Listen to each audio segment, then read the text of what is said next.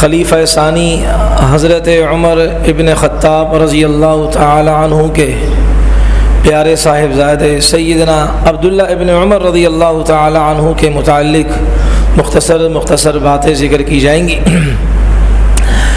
یہ رسول اللہ صلی اللہ علیہ وسلم نے جب اعلان نبوت فرمایا تو اس کے دوسرے سال ان کی پیدائش مکۃ المکرمہ میں ہوئی تھی۔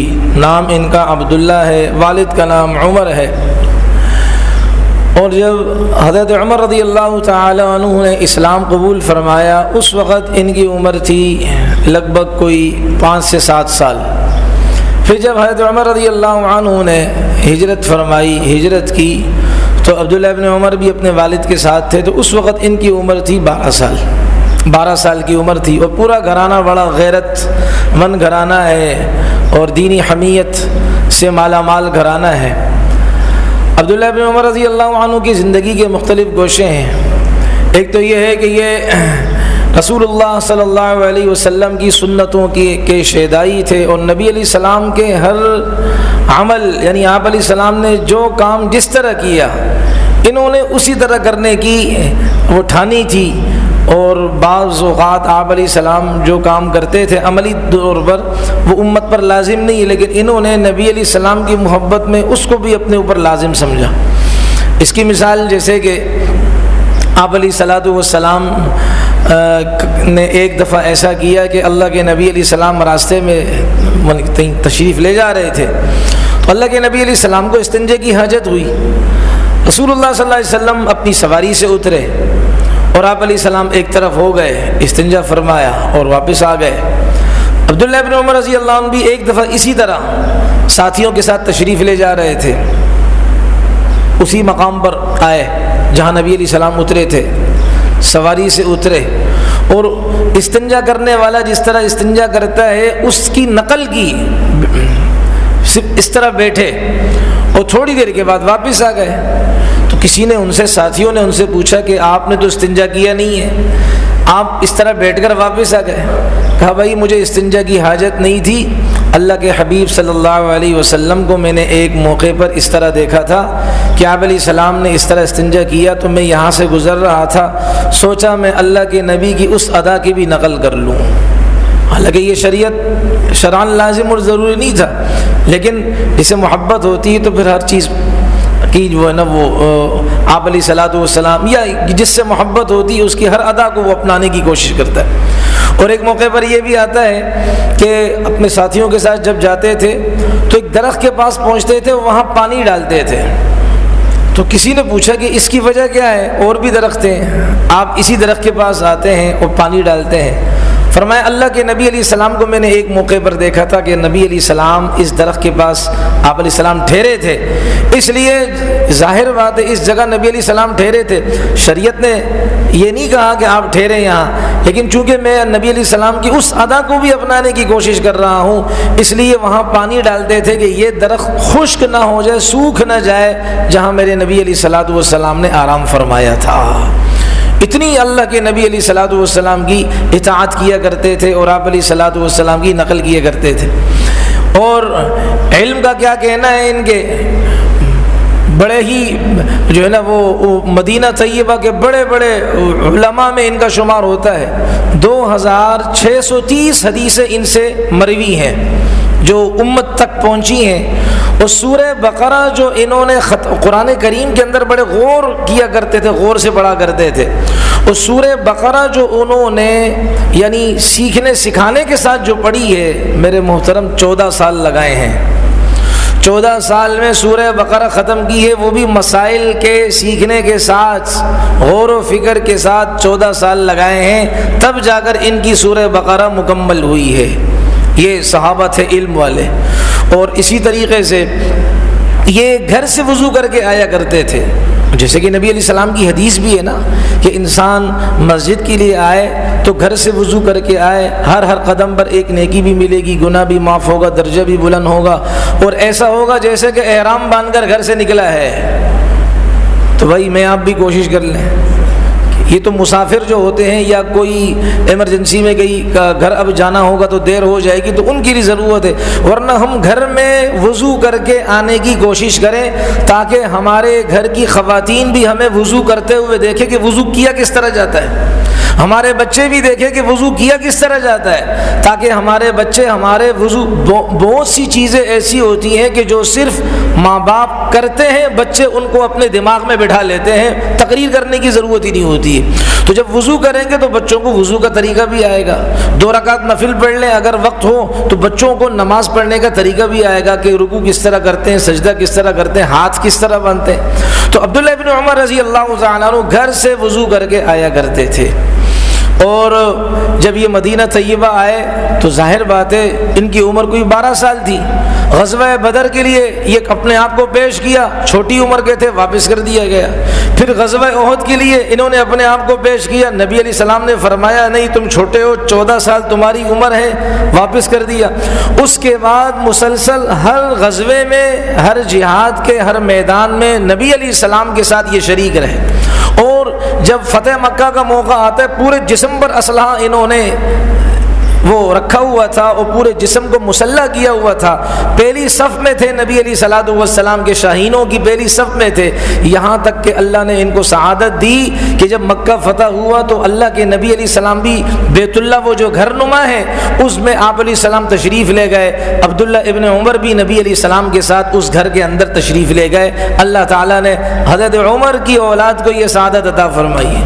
عمر کے دشمنوں کے لیے سبق ہے، تم کہاں کہاں سے جو ہے نا وہ حضرت عمر کی اولاد کے بارے میں کہو گے، اللہ نے تو عمر کی اولاد کو نبی پاک کے ساتھ کعبہ کے اندر کھڑا کر دیا ہے۔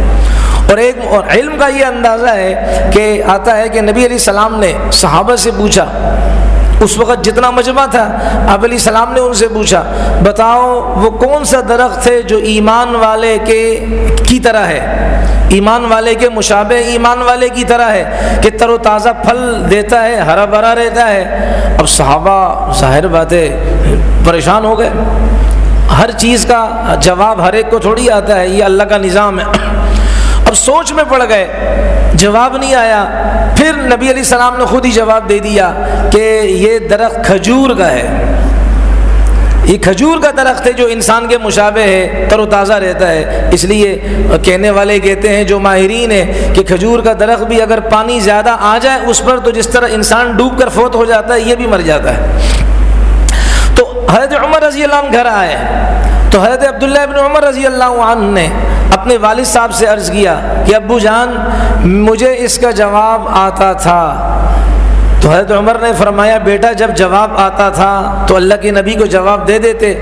کہا اللہ کہ والد محترم مجھے حیا آ رہی تھی، میں چھوٹا، اتنے بڑے بڑے صحابہ موجود ہیں، ان کے سامنے میں کیسے جواب دوں، اس حیا نے مجھے اس جواب دینے سے کیا روکے رکھا۔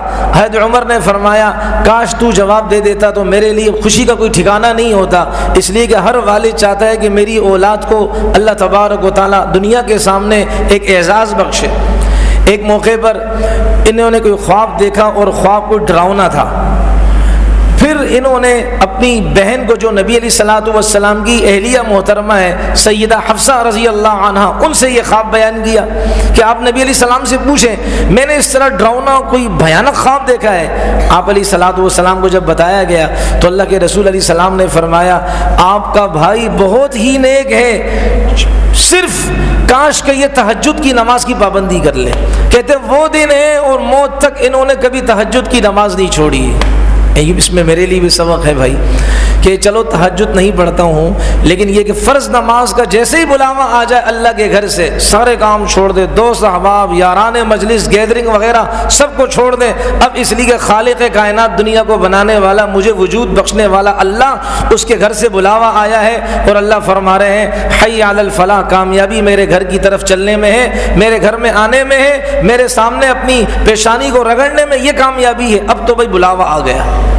تو عبداللہ ابن عمر نے پوری زندگی پھر تہجد کی نماز نہیں چھوڑی اور ایسے پابند تھے، سنت کے ایسے شہدائی تھے کہ مسجد نبوی ابھی تو وہ سلسلہ نہیں ہے، مسجد نبوی میں عورتوں کے آنے کا الگ دروازہ تھا۔ اس زمانے میں عورتیں بھی نماز پڑھتی تھی، بعد میں یہ ممانعت ہو گئی اس لیے کہ زمانہ اب خیر کا زمانہ نہیں رہا، فساد کا زمانہ ہے۔ تو اس لیے پہلے وہ خواتین کا ایک دروازہ ہوتا تھا جس سے صرف خواتین آیا کرتی تھیں، تو نبی علیہ السلام نے اس وقت منع فرما دیا کہ بھائی یہ صرف خواتین کا دروازہ ہے، بس مطلب ہے کہ اب مرد یہاں سے نہ آئے۔ عبداللہ ابن عمر رضی اللہ عنہ جب یہ الفاظ سنے پوری زندگی کبھی اس دروازے سے داخل نہیں ہوئے، یعنی جس وقت خواتین نہیں بھی ہوتی تھیں، نماز کا وقت ہی نہیں ہوتا تھا، خواتین نہیں ہوتی، تب بھی اس دروازے سے داخل نہیں ہوتے تھے، اس لیے کہ اللہ کے نبی صلی اللہ علیہ وسلم نے منع فرما دیا۔ اور ہم ہے کہ بھائی نبی علیہ السلام نے مسجد میں بدبودار چیزیں کھانے سے منع کیا ہے، ہم دوستوں کی مجلس میں بیٹھے ہوتے ہیں، مسجد میں گندا گٹکا کھا رہے ہوتے ہیں، رونے کا مقام ہے، یہ ایسا نہ ہو اللہ اپنے گھر سے محروم نہ کر دے، بدبودار چیز کھا رہے ہوتے ہیں۔ اپنے لیے مسئلے ہم نے تلاش لیے ہیں، بھائی ہم تو بڑے، چائنا کے مفتی تو تھوک کے حساب سے ماشاءاللہ سے موجود ہیں، تو آپ علیہ السلام کی ایک بات سنی، بس اب اس پر عمل کرنا ہے پوری زندگی۔ ایسے بڑے علم والے تھے کہ ایک موقع پر ان سے کسی نے کہا کہ آپ کے پاس اتنا علم ہے تو اپنا علم اگر آپ ہمیں دے دیں، انہوں نے فرمایا بھائی سارا علم کیسے آ سکتا ہے، ہاں کچھ باتیں آپ مجھ سے لے لو، بس تمہیں یہی کافی ہوگا۔ پہلی بات یہ ہے اللہ سے اس حال میں ملو کہ تمہاری پیٹھ پر لوگوں کے خون کا بوجھ نہ ہو، لوگوں کے خون کا بوجھ نہ ہو، یعنی تم نے لوگوں کے حقوق ضائع نہ کیے ہوں، لوگوں کا حق نہ مارا ہو، اپنے بھائیوں کا، بہنوں کا، پڑوسیوں کا، رشتہ داروں کا، کسی کا بھی حق نہ مارا ہو، پہلا کام یہ کرو۔ اور دوسرا یہ ہے اس حال میں اللہ سے ملو کہ تمہارے پیٹ میں لوگوں کا مال نہ ہو۔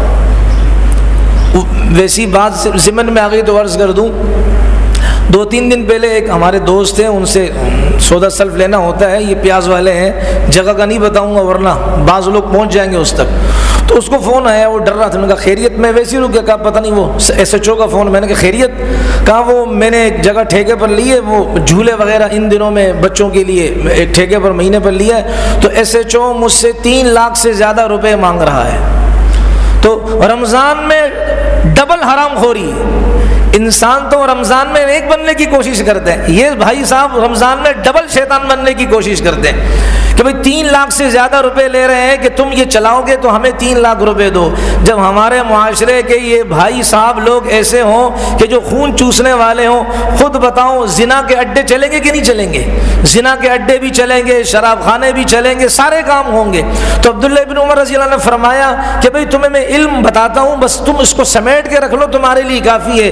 دوسرا یہ کہ اللہ سے اس حال میں ملو کہ تمہارے پیٹ میں لوگوں کا مال نہ ہو، اور تیسرا یہ ہے کہ تمہاری زبان سے لوگوں کی عزتیں محفوظ ہوں۔ لوگ روزے کی حالت میں ماں بہن کی گالیاں دی جا رہی ہوتی ہیں، اور روزے کی حالت میں غیبتیں کی جا رہی ہوتی ہیں، اور اسی طرح ان کی عزت، ان کی پگڑیاں اچھالی جا رہی ہوتی ہیں۔ کہ تیسرا کام یہ کر لو کہ تم جو ہے نا، اور چوتھا کام یہ کرنا کہ مسلمانوں کی جماعت کے ساتھ مل کر چلنا، اکیلے مت چلنا، یعنی اپنا کسی کو سرپرست بناؤ، اپنا کسی کو بڑا بناؤ، تو یہ 4 کام کر لو، بس اللہ تعالیٰ تمہارے لیے کافی ہوں گے، اللہ تمہارا بیڑا پار فرمائیں گے۔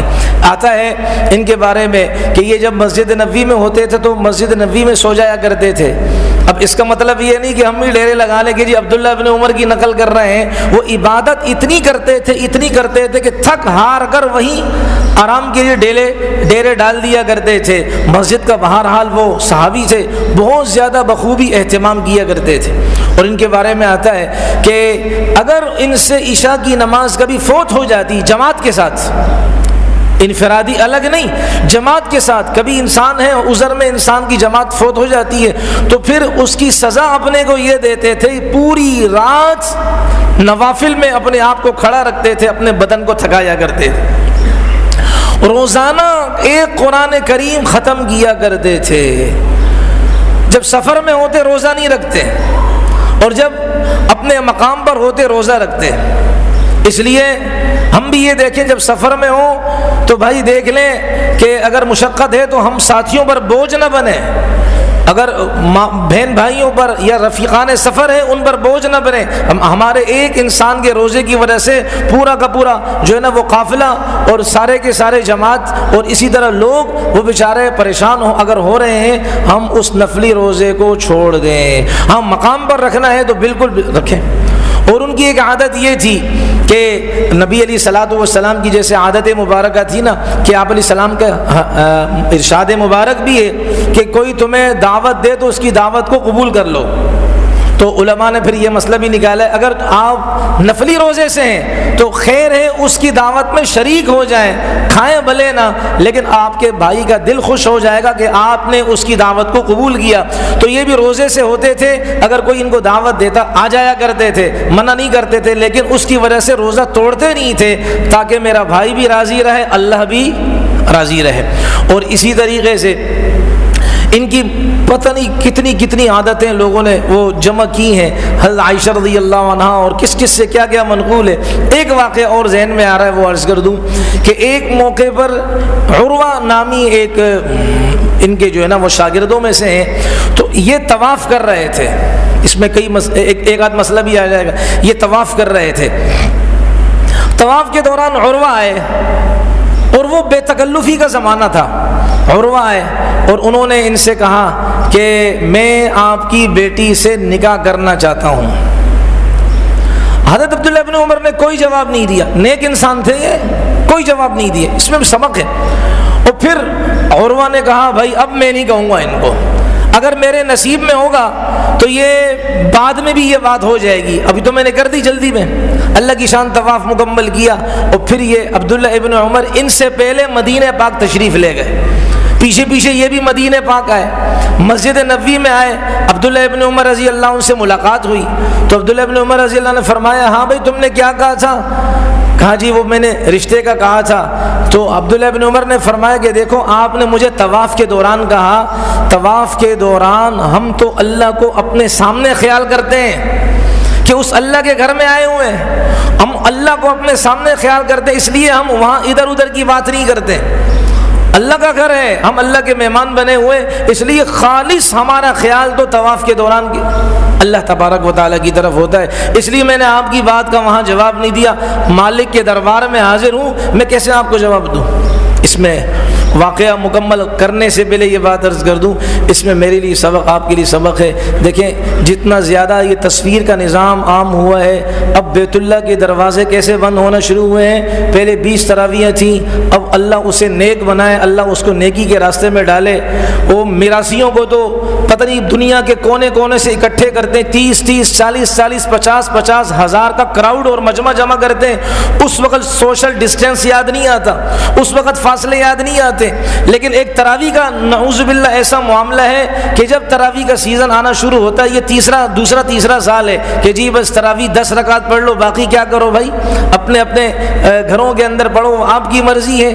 تو میرے محترم اس میں ہمارے عملوں کا بھی اثر کیا ہے کہ وہاں تصویر کا نظام بہت زیادہ عام ہو چکا ہے. میں طواف کر رہا تھا تو میرے سامنے جو ساتھی گئے, اللہ سب کو لے جائے, بار بار لے جائے, اپنے خرچے پہ لے جائے, دبا کے لے جائے. تو وہ اتنا مجمع تھا, اتنی بھیڑ ہوتی ہے طواف کے دوران کہ وہ باقاعدہ ایک دوسرے کے ساتھ انسان چپک کے بعض اوقات چلتا ہے, اتنا مجمع ہوتا ہے.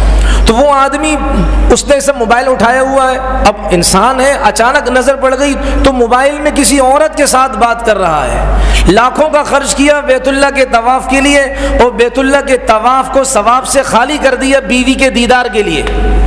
یہ رونے کا مقام ہے.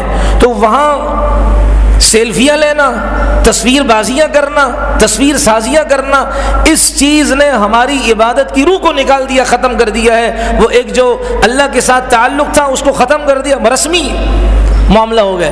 اب تو یہ بھی سننے میں آ رہا ہے کہ بعض لوگ باقاعدہ چپکے سے کیا کرتے ہیں, تراویح کے دوران موبائل سامنے رکھتے ہیں تاکہ میری مووی بنے اور دنیا کو پتہ چلے کہ میں ماشاءاللہ سے کتنا اچھا میراثی ہوں. انا للہ و انا الیہ راجعون.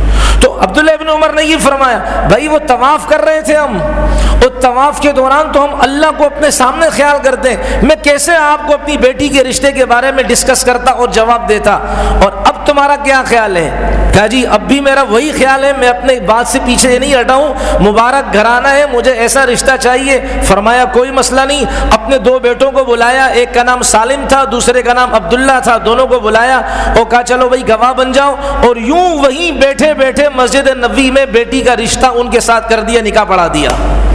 نکاح اتنا آسان صرف 2 منٹ خرچ ہوتے ہیں. ہاں بھائی آپ نے قبول کیا جی قبول کیا, آپ نے جی دے دیا اس کو دے دی, قبول کیا, چلو بھائی ختم ہو گیا, آگے پیچھے ہو جاؤ. اتنا آسان نظام بنایا ہے. تو یہ عبداللہ ابن عمر رضی اللہ تعالی عنہ تھے کہ انہوں نے اتنی زندگی گزاری ملنساری کے ساتھ, علم والی زندگی, نبی علیہ الصلوۃ والسلام کی سنتوں کی پابند زندگی گزاری. ایک موقع پر کسی نے ان کے بارے میں پوچھا کہ آپ عبداللہ ابن عمر کے بارے میں کچھ بتائیں, تو کسی نے کہا آپ اس کی طاقت نہیں رکھ سکتے ہیں. گھر کے معمولات پوچھے, کہا آپ اس کی طاقت نہیں رکھ سکتے. وہ گھر میں نماز پڑھتے ہیں پھر وضو کرتے ہیں, پھر نماز پڑھتے ہیں پھر وضو کرتے ہیں, اور یا نماز ہوتی یا قرآن کی تلاوت ہوتی گھر میں, اس کے علاوہ ان کا کوئی کام نہیں ہے. آپ کی طاقت نہیں ہے. اس لیے ان کے زمانے کے لوگ یہ دعا کیا کرتے تھے کہ یا اللہ عبداللہ ابن عمر کو ہمارے زمانے تک باقی رکھنا, اس لیے کہ ان سے زیادہ سنتوں کا جاننے والا ہماری نگاہ کے اندر کوئی نہیں ہے. دنیا سے صحابہ جا رہے ہیں, اللہ یہ سب سے زیادہ سنت کے جاننے والے ہیں تاکہ ہم ان کو دیکھ کر چلیں. اس لیے کتابوں میں یہ بات آتی ہے, عبداللہ ابن عمر رضی اللہ عنہ کے کردار کو لوگ دیکھا کرتے تھے. وہ کئی سالوں کے درس ان کے ایک کردار کے اندر چھپے ہوئے ہوتے تھے. ہزاروں حدیثیں ان کے کردار میں چھپی ہوتی تھی. بس وہ کام کر رہے ہوتے تھے, کئی حدیثوں پر عمل کر رہے ہوتے تھے, کئی سالوں کے درس قرآن اور قرآن کی آیتوں پر وہ عمل کر رہے ہوتے تھے. آج ہمارا الٹ ہے, 2 گھنٹے کا بیان کرتے ہیں لیکن بعد میں کردار صفر ہے. 3 گھنٹے کو ہم بیان کرنے کو بڑا زبردست سمجھتے ہیں, کردار صفر ہے. صحابہ یہی فرماتے تھے, لمبی چوڑی تقریریں میری طرح نہیں, ہماری طرح نہیں, بس فرماتے کونوا مثلنا, ہمارے کردار کو دیکھ لو, ہم نبی کے غلام ہیں, ہماری طرح بن جاؤ, ہم لمبی تقریریں نہیں کرتے. اور ایک موقع پر کھڑے ہوئے, وہ قرآن سمجھتے تھے, ایک موقع پر کھڑے ہیں, وہ قرآن کی تلاوت کر رہے ہیں ایک آیت کی, یوم یقوم الناس لرب العالمین, کہ جس دن لوگ اللہ رب العالمین کے سامنے کھڑے ہوں گے قیامت کے دن. اس آیت کو پڑھا, اس کا مطلب یہ کہ قیامت میں اللہ کے سامنے کھڑا ہونا ہے. اس کو پڑھتے رہے یہاں تک کہ روئے, اتنا روئے کہ دھاڑے مار کر رونے لگے اور گر گئے. اور ایک جگہ آتا ہے کہ قرآن کی ایک آیت پڑھ رہے تھے, الم یأن للذین آمنوا ان تخشع قلوبهم لذکر اللہ, کہ ایمان والوں کے لیے وہ وقت نہیں آیا کہ اللہ کی یاد سے لوگوں کے دل کانپ اٹھے. اللہ کہیں دل کانپ اٹھے, کیا ان کے لیے وہ زمانہ وہ وقت ابھی تک نہیں آیا؟ وہ اللہ کو یاد کیوں نہیں کرتے ہیں؟ بس عبداللہ ابن عمر یہ پڑھتے رہے, روتے رہے اور دھاڑے مار کو روتے رہے, اپنی داڑھی مبارک آنسوؤں سے تر کر دی. سادہ زندگی تھی, کوئی عمدہ لباس دیتا انکار نہیں کرتے, سادہ لباس بھی پہنتے, عمدہ لباس بھی پہنتے. پٹھے بڑے بال ہوتے تھے, ان کے زلفیں ہوا کرتی تھی, عموماً کالی پگڑی استعمال کیا کرتے تھے, اور قد لمبا تھا اپنے والد صاحب حضرت عمر رضی اللہ تعالیٰ عنہ کی طرح. اور 84 سال کی عمر میں ان کا انتقال ہوا. نبی علیہ السلام کے دنیا سے پردہ فرمانے کے 63 سال, یعنی کہ پردہ فرمانے کے بعد 63 سال زندہ رہے. 15 سال 30 سال کے قریب اپنے والد صاحب کے صحبت میں رہے, اور پھر اسی طرح حضرت عثمان ابن عفان کی 12 سال صحبت میں رہے. اور ان کے بڑے بڑے شاگردوں میں حضرت نافع رحمۃ اللہ علیہ, امام مالک رحمۃ اللہ علیہ اور دیگر بڑے بڑے وہ کیا تابعین ان کے شاگردوں میں رہے ہیں. اللہ تبارک و تعالی مجھے, آپ کو, ہم سب کو صحابہ کرام کی زندگی پڑھنے کی اور اس کو سمجھنے کی, اس پر عمل کرنے کی, آگے اس کی تبلیغ کرنے کی توفیق عطا فرمائے. الحمدللہ.